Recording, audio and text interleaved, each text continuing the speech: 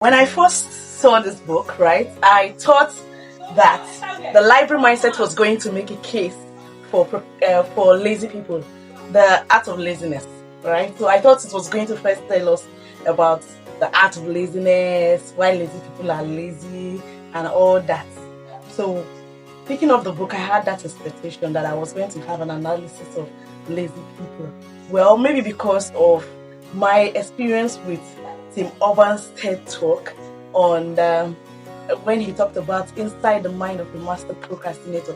I just love the analysis he gave using the rational mind and then talked about the instant gratification monkey, right? So I just felt, oh, maybe he's going to make a case like that using this book.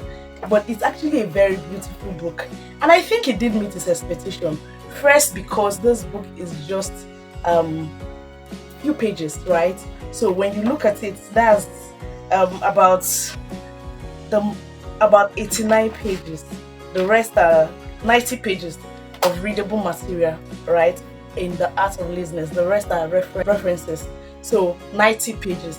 It means that if someone is very serious and they are good, they can read it in a day. If someone is badly lazy, in a week you should be able to complete this. So it did meet that expectation that this book can be a serious booster for people who are lazy.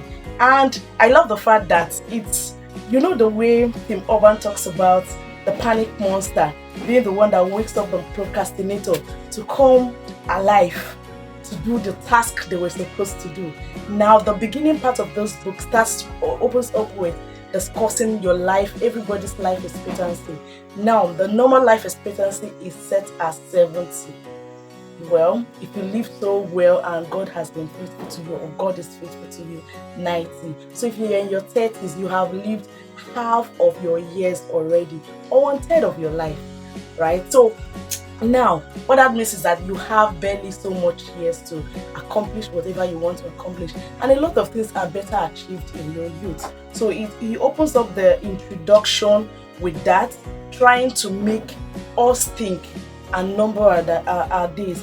Think of for a few minutes, what would you regret when you are 80 years old, especially if you have dreams. The truth is, every human being should have a dream. And I think one of the major things that sponsors laziness is the lack of dream.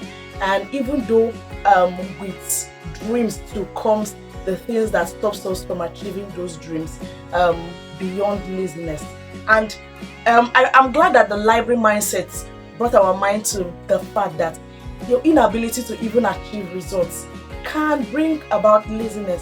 So if you're doing a work for so long and it's not giving results, it can bring about laziness. So sometimes try to engage in productive activities and try to engage in things that bring in money into your pocket. So the first part of the book deals with mindset, while the second part of the book deals with tips and ideas that can help you overcome laziness. Now, in the part of mindset, he mentioned that we should all learn to take 100% responsibility for our life. Nobody is coming to save us. Nobody is coming to help us. And that's the truth.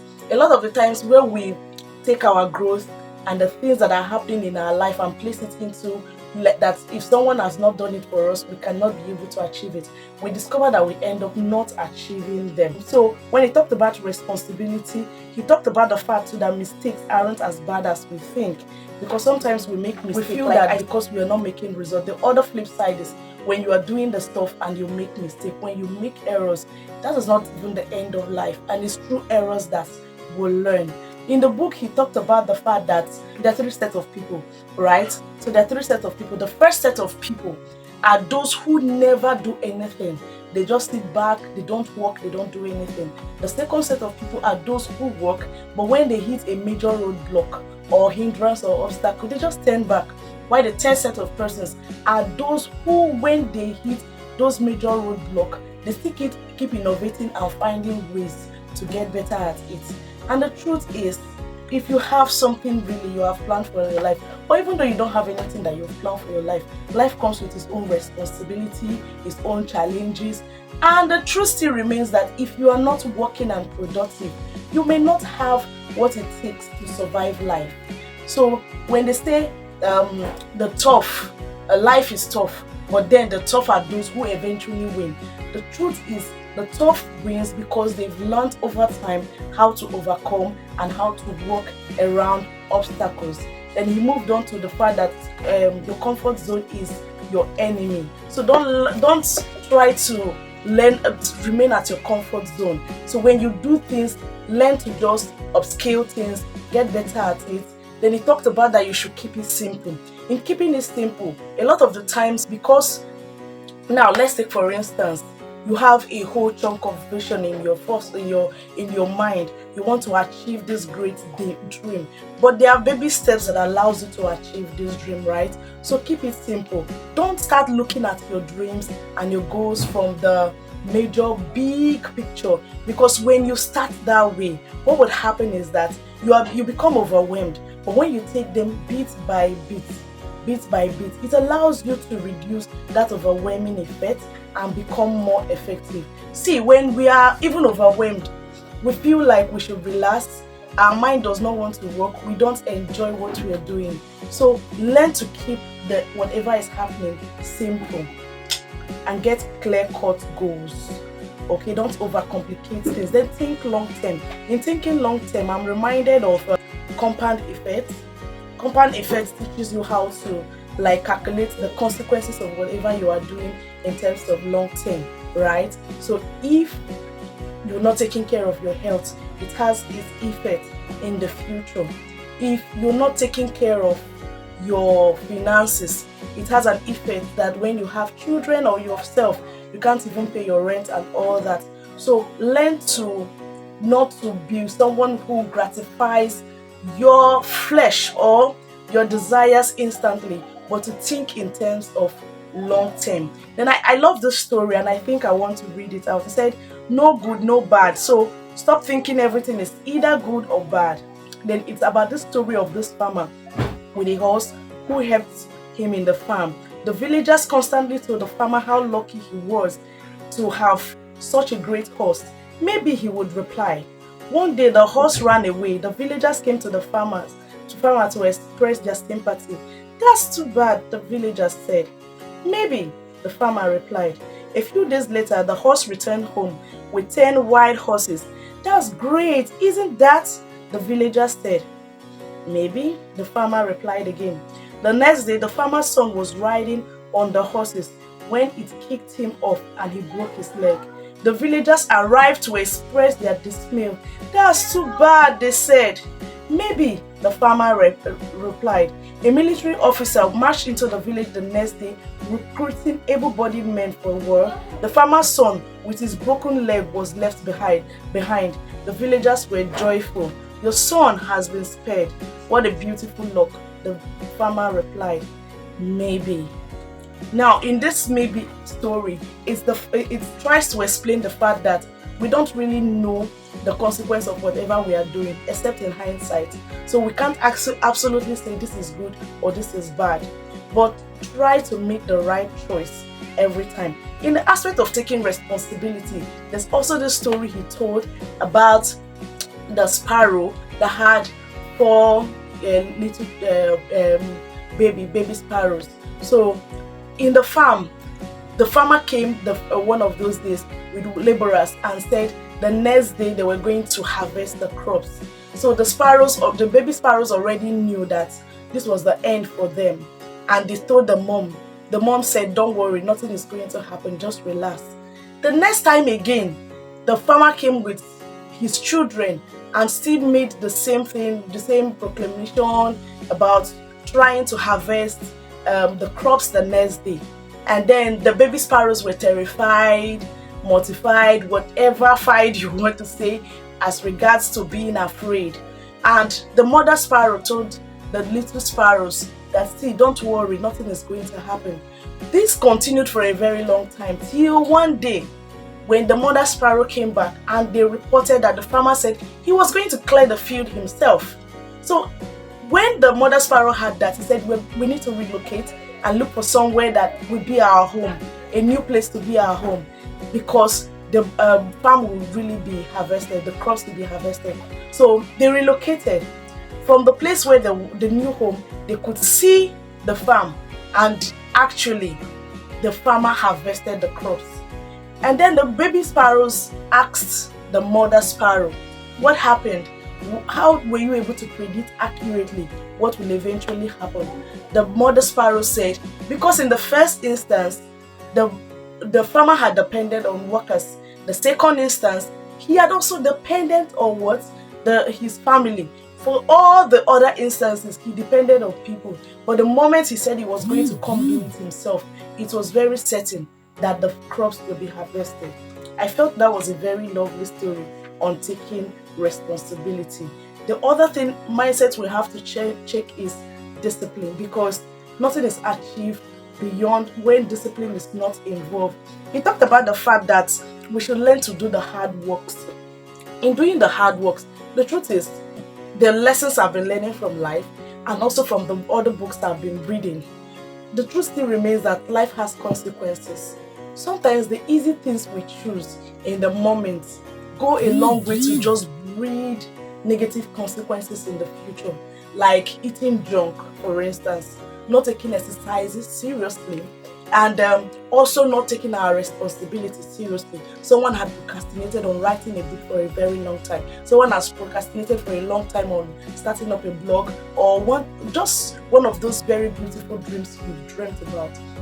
So in long term, if you don't learn to do the hard thing, because it's even more difficult to read a book, it's more difficult to write the blog post, the easier thing is to do what the dopamine provides, right? So the things that pump make us very happy are the ones we really want to pay attention to. Whereas those hard things are the things that would bring about the beauty and the desired future that we need. So focus on the hard thing. Then another thing I love that he mentioned was learning to delegate. In learning to delegate, understand that not all the jobs should be done by you. Understand that not everything should be done by you. So not in the name of hard work, do unnecessary work. Always understand what your major work is. Busyness is not productivity. So you must, in your schedule, realize the things that are really productive as it has to do with you. So don't claim business as an excuse to feel that you are doing a lot and you are achieving little or no results. That was one point that I felt was really outstanding in the book. And he also talked about rest, learn to take a nap, learn to take rest. I think I want to go back to this quote that was made by, in the first part of the book. Okay, there's no one credited for the quote. He said, if you spend your time chasing butterflies, they will fly away. But if you spend time making a beautiful garden, the butterflies will come. Don't chase at rats. So most of the things we are trying to do, the issue is we have not tried to become those things. We are trying to do them, we are not trying to become. And what that means is that we do them once in a while, forget them, and then do some other things. Then much later come back to them, right? We are not trying to be. In trying to be, it means that it becomes a habit for you, something that you do constantly, so that when they call you, it's no longer, it's like a walk in the park, because it's now easy for you, something that isn't difficult for you. Okay, so he talked about how to learn anything fast, to learn what is useful, no laziness while learning, then speed reading. If you can speed read it, it's worth reading, right? Naval Ravikant wrote the first book I did on this for the year. You can just go check the book review on the Almanac of Naval Ravikant. And so he said, if you can speed read it, it's worth reading. And remember, Ravikant talked about the fact that reading was one of the things that allowed him to excel, even as a good person. He said according to this library mindset, I think it's a pen name. He said, I'm not a huge fan of speed reading books, as great book worth reading demands your complete attention. The fastest way to read more book is to spend more time on books. That is it. There are some books I've spent weeks, and for some that I even read in a day. Don't think it's too much about reading speed. If you are a beginner, it will get better over time. Focus more on the quality of the books you read, which is actually what I also advocate. Focus more on the quality of the books that you read. Also stop reading the same type of books. Read a variety of books. Don't stick to the same type of books. So read fiction, read non-fiction, read self-help, read history, read philosophy, read biography, read autobiographies, and read everything. Almanac of Naval Ravikant. Naval Ravikant recommended you learn a lot about mathematics. Even though some of us try to run away from mathematics. And remember that consistency is key. Make whatever you are doing your daily routine. So let's go to the part two of the book. Part two of the book deals with tips and techniques. I'm just going to run down the first 20 tips he gave.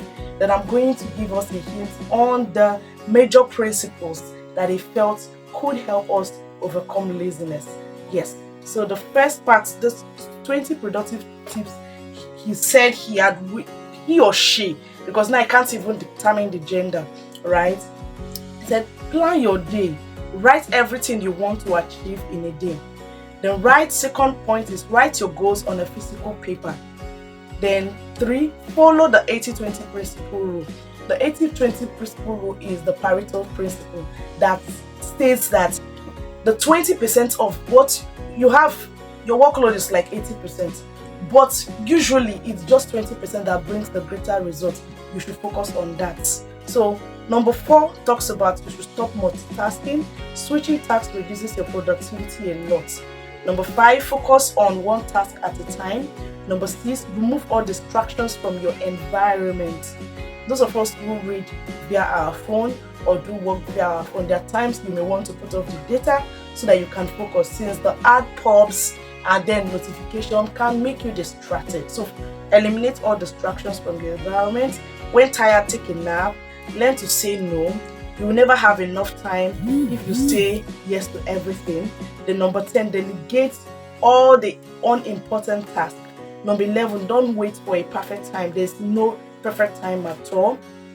Number 12, anything that can be done under 5 minutes should be done now. Anything that can be done under 5 minutes should be done now. And do the task that you hate first. Do the hard things first, right? Set boundaries. The task will never be finished without set deadlines rather. The task will not be finished without deadlines. Stop focusing on things that don't help you achieve your goals. Don't become a perfectionist when it's not required. Schedule a time when you are going to check on your email. Avoid all unnecessary meetings. Avoid negative people at all costs. Then do what you love. Do what you love. Make what you love on too. So the first rule that he looked at was the 80 principle rule, which I've already helped us understand. That states that you have this chunk of 100% of what you want to do. 20% is just what you need to achieve the result, 80% result of that work. That's the truth. Look for that major 20% task that you should be doing and focus on that. The rest you can delegate or find a way around it. Then he talked about the Parkinson's law. Parkinson's law was developed by Cyril Parkinson. Now, the Parkinson's law tells us that if you want to achieve something, you want to achieve a goal, and you give it a time spread, the workload will become as widespread as the time given to it. So that means if I want to read this book, right? This is the book I want to read. If I have decided I want to read it today and today alone, the whole workload of this book will be constrained to fit into today alone. But if I decide that I want to read it for the next 1 month, the whole workload on this book, or my ability to read this book, will be spread within a month. It's so for all tasks. So even though a task will require 5 minutes, if you give it a longer deadline, it will spread to occupy that deadline. So learn to give favorable deadline, and deadline that does not suggest that you are lazy. So every task that you do. Then he talked about the Japanese techniques to overcome laziness. Ikigai is the first. I may not be pronouncing the rest, but I will try to write them down in the write them out so that we can see. So Ikigai is the first. Ikigai talks about finding purpose in what you're doing. So finding purpose, fulfillment. So if I wake up purposefully, it will allow me pursue the dream correctly. Then the second one talks about focusing on small improvements every day and not waiting for big improvements, but trying to become 1% every day, become 1% better every day. So every day, try to improve. It may be 1%, but just keep improving. The third Japanese law to overcome laziness says is actually a concept from Zen Buddhism. Okay, so he said if your mind is empty, it's open to everything. So this principle actually talks about having a beginner's mindset. So if your mind is open, the truth is you are open to a lot of changes, you are open to learning, you are open to that. Even you're so open that even when it looks like there is roadblock, you still feel that there is solution. So if your mind is empty, it's open to everything. In the beginner's mind, there are many possibilities, but in the expert mind, there are few opportunity, right? Then the second law talks about this means to stop eating after you are 80% full. If you eat too much, you are likely to feel lazy. So control your appetite. This happens to people all the time. Once they eat their lunch, they start to feel tired because their body goes to digest all the food. Once you have eaten, the truth is your body now goes to start digesting the food you've eaten. So the law here is to learn to eat just 80% full. Don't overfeed yourself. The next mindset talks about spending time with nature. Learn to spend time with nature. That actually helps you renew your strength. And Stephen Covey we call that sharpening the saw. So it makes you get better. Then the sixth law talks about it means that instead of perfection, one should look for beauty in perfection. So things can't be perfect all the times. Sometimes some things can't be perfect, and that's okay. So but find beauty in every imperfection. There's beauty in perfection, there's beauty in imperfection. So don't be stubborn not to try to change. Don't be stubborn and try to change them. You will ruin their beauty.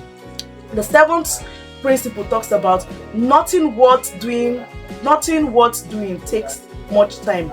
No matter how hard one tries, one should be patient with the result and try to do the best that can be done. So this principle talks about patience actually. Then the eighth one, Gaman talks about to show patience and perseverance when things get hard. When you go on a journey, it's not going to be all pleasant. There will be a lot of times where things will go wrong. You will face many difficulties when you start doing the things you want to do. There will be failure.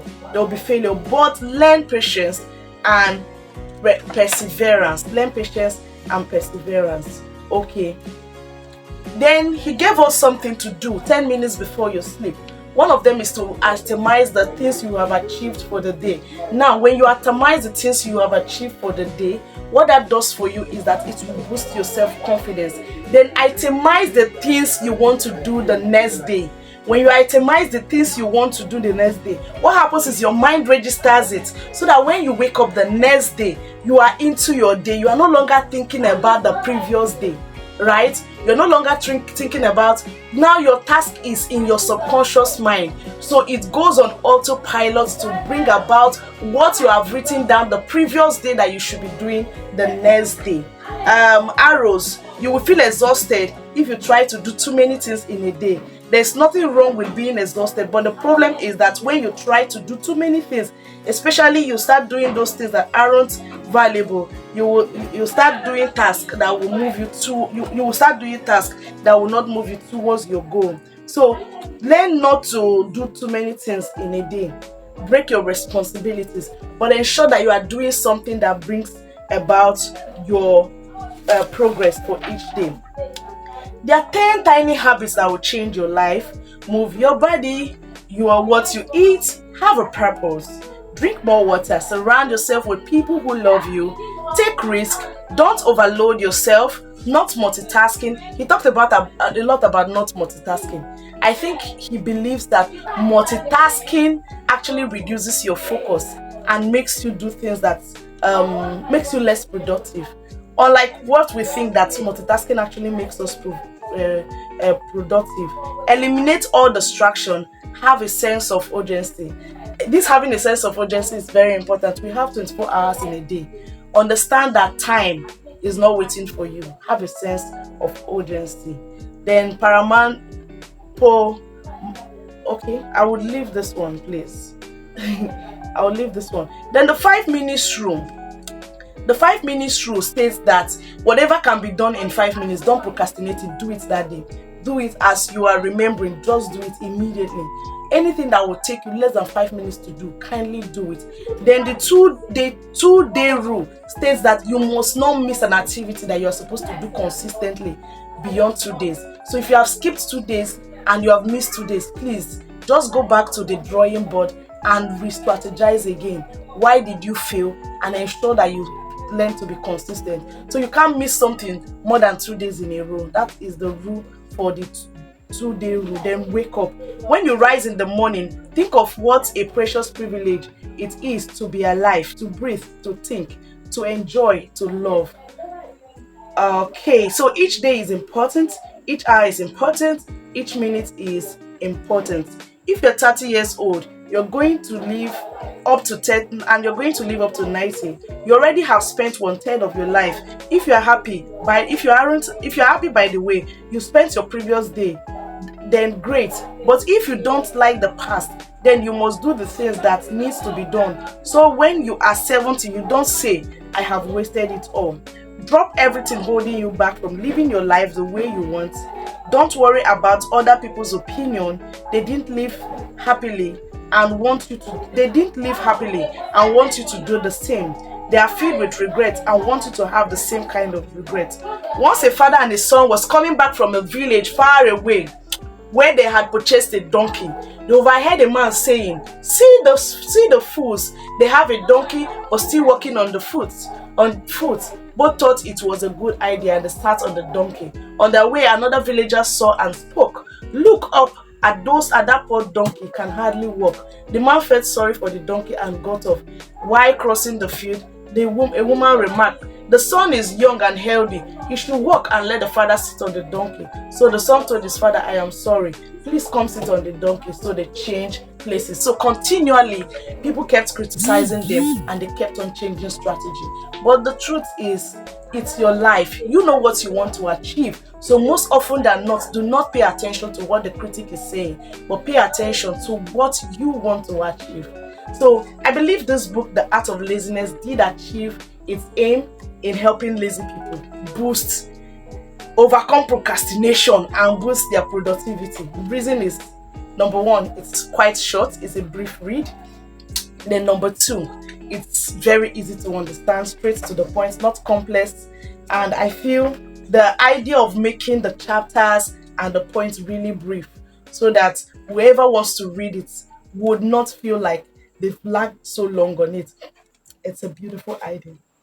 So I love the book, The Art of Laziness by Library Mindset. But it's a very simple read. Really very simple. So if you're someone who loves to read complex ideas, this may sound somehow to you, but it's rich. Thank you. And I hope you subscribe to my YouTube channel. Please kindly hit the subscribe button and subscribe. I'll be bringing you the next book review